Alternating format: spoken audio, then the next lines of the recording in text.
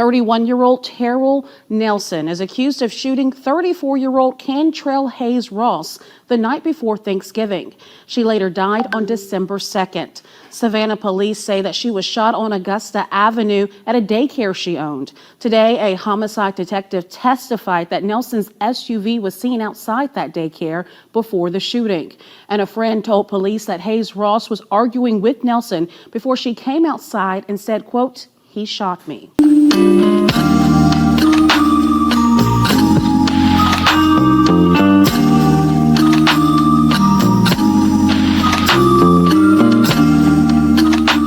On an ordinary Thanksgiving morning, a daycare center in Louisiana sat unusually quiet.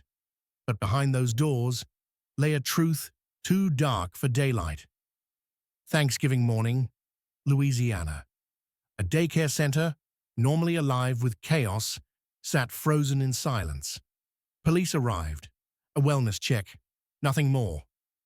Inside, they found her, Cantrell Hayes Ross, lifeless. Still. But the scene? It didn't add up. Questions hit faster than answers could form. This wasn't some simple tragedy.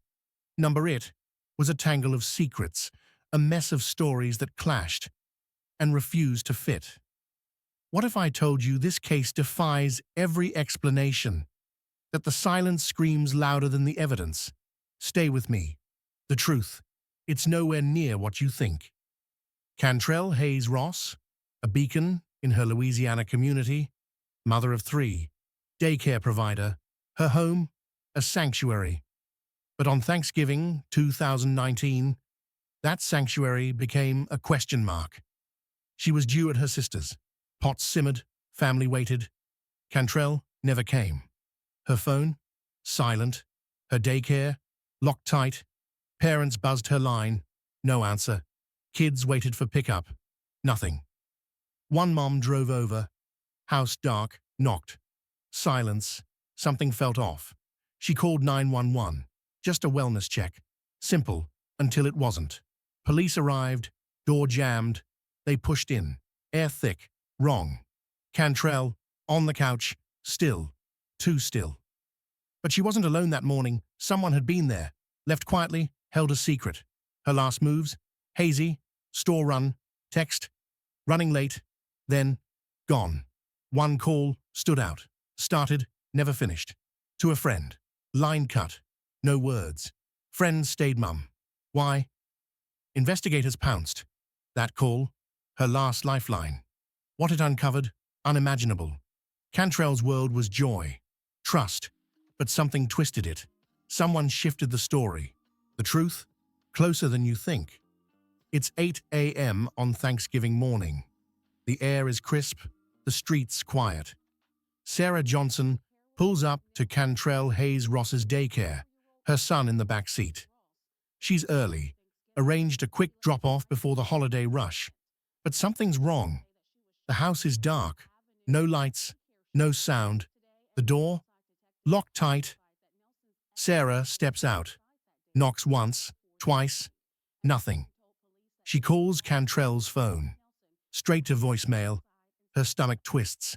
This isn't like Cantrell, always reliable, always there. She waits, watching the windows. No movement, just silence.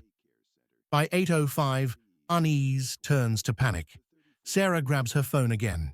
This time, it's 911. Something's not right, she says, voice trembling. My daycare provider, she's not answering. The place is shut tight. The operator listens.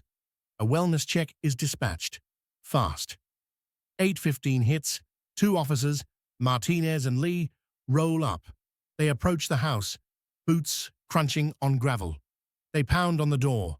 Once, twice, dead quiet. Martinez nods to Lee. They've got no choice. They force the lock and step inside. The air feels heavy. Still. In the dim living room, Cantrell lies on the couch, motionless. Officer Lee kneels, checks her wrist. No pulse. She's gone, he whispers. The scene freezes, like time itself stopped. But then something catches their eye. On the coffee table, 2 mugs, one full, cold, The other, half empty, still warm. Someone was here. Not long ago. Martinez scans the room. No one else. Sarah didn't see a soul leave, yet that coffee, it's fresh. Too fresh. Paramedic Emily Chen arrives, her kit in hand. She takes one look and pauses. It's strange, she'd later say. Everything seemed normal. Too normal, except those cups. A visitor? Maybe. But where did they go? The door was locked from the inside. No back exit touched. Officer Martinez paces the room. It's like they've vanished, he notes. No footprints, no tracks, just the echo of that warm coffee. A question digs in. Who was with Cantrell that morning, and how did they slip away unseen? The scene locks down. Investigators swarm. Chen's words linger. Those mugs don't fit. Neither does Martinez's gut. Something's off. The pieces aren't lining up, and then they check her phone. A new thread unravels. 7:45 a.m. A call started. To a close friend. It never went through. Stopped cold. That friend never mentioned it. Not a word. Why? What were those seconds about? The screen stares back, silent, holding secrets. Martinez frowns. Chen adjusts her gloves. The room feels tighter now. Someone shared that coffee. Someone left no trace. And that call, cut short, whispers something unspoken. The morning's timeline cracks open wider. As the sun climbs higher, one thing gnaws at them all. Cantrell wasn't alone, not at first.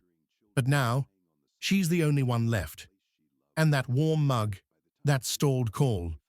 They hint at a shadow no one saw. The daycare stays quiet. Too quiet.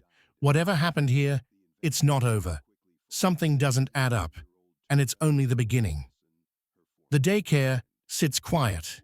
Too quiet, like it's holding its breath. Yellow police tape sways outside. Inside, the air feels wrong, thick with something unspoken. It's a holiday morning, but nothing moves. Officers step carefully, searching. Everything looks normal. That's what makes it unsettling. The front door's locked from the inside, no scratches, no signs of tampering. Windows shut tight, no tracks in the grass, no marks on the pavement. It's like no one was ever here, or like they never left. In the living room, Cantrell rests on the couch. Still. Her phone sits on the coffee table, screen off. Nearby, 2 mugs, one cold, one warm. The TV's dark. The remote hasn't moved. It's all so calm. Too calm. Investigator Martinez kneels by the couch. The pillows are perfect, fluffed just right. A blanket lies folded at the edge. No mess. No sign of trouble, just peace. It's like she drifted off, he mutters later. But something's off. Way off. The kitchen's spotless, dishes done, counters gleaming. A grocery list clings to the fridge. Eggs, milk, bread. Everyday stuff. Ordinary.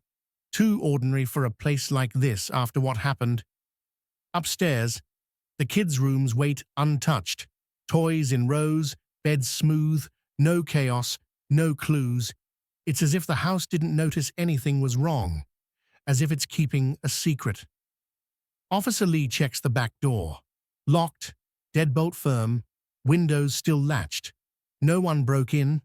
No one slipped out. So where did they go? The visitor. The one who was here.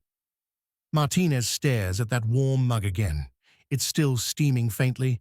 Someone was here, moments ago. But the house is empty now. No bags, no footprints. Just Cantrell. Alone. Or so it seems. The silence screams. It's heavy, pressing down. Martinez calls for forensics. They need evidence. Prints, traces, anything. But he feels it. This place is too neat. Too arranged. Officer Lee spots it. A smudge on the coffee table. Thin. Almost invisible. He squints. A partial fingerprint. Fresh. Whose? Cantrell's? Or someone watching from the shadows? The smudge is a dead end for now. Forensics will figure it out. But the question burns. Who was here? And how did they vanish? No hurry, no clutter, just a warm mug and a locked door. Martinez steps outside. The street's silent. No neighbors saw anything. No cars. No strangers. Just Sarah, parked nearby, staring at the house. She saw no one leave. But that coffee says someone did. Inside, the mugs are bagged. Tests will come later. Martinez can't shake it. Someone set this up, made it look this way. Controlled. Precise. Too perfect. The house feels alive, waiting. No answers yet. Just questions that claw at you. Who turned that key? Who left that mug? Why does it feel like they wanted us to see this? Time ticks on. One thing's clear. This wasn't chance. It was thought out. Careful. And that makes it chilling. The daycare's hollow now. No laughter. Just shadows. Everything clicks. Almost. One piece is missing. And that piece, it rewrites the story. Sarah Johnson pulls up at 8 a.m. The house is dark, locked tight. She knocks, no answer. Calls, Cantrell, voicemail. Something's wrong. She tries the back door, nothing. By 8:05, she's on 911, voice trembling. She's not here. Something's off. Cops roll in. Sarah's story spills. Knocks, calls, a car speeding off. Or was the street empty? Her words twist. A 7:50 text to Cantrell. Running late. But she's early. Her prints mark the door she didn't touch. I was scared, she says. Her eyes hide more. Inside, Cantrell lies still on the couch. 2 mugs, one cold, one warm. A fresh print on the table. Not Sarah's. Whose? Her social media drips dread. Sometimes you just know, she posted days before. Then, trust your gut. A message to Lisa. Watch your back. A text to a burner. We need to talk. Now. No reply. Her last snap. A cracked door. Ready for the day. Was someone waiting? The town mourns, then suspects. She was afraid, her sister Tanya insists. Whispers grow. A vigil flickers, but questions blaze. Who saw her last? Then, James Carter, her ex. A text from Cantrell. We need to talk. His car near her street, 7:30 a.m. His print inside. He says, wrong number. CCTV says liar. He's gone now. Vanished. A receipt surfaces, November 25th, 9:15 p.m. 2 coffees, gas station tape shows her car, a shadow beside her. Not Carter, not Sarah. Someone new. That warm mug, it's theirs. The daycare looms, silent. Cantrell's last text, running late, echoes. Her family fights on. Someone knows. They vow. The mug's the key. The truth's close. Watching. The mug's still warm. The truth's still out there. Like, comment, share, and subscribe to stay in the loop. Because the next twist is coming, and you won't want to miss it.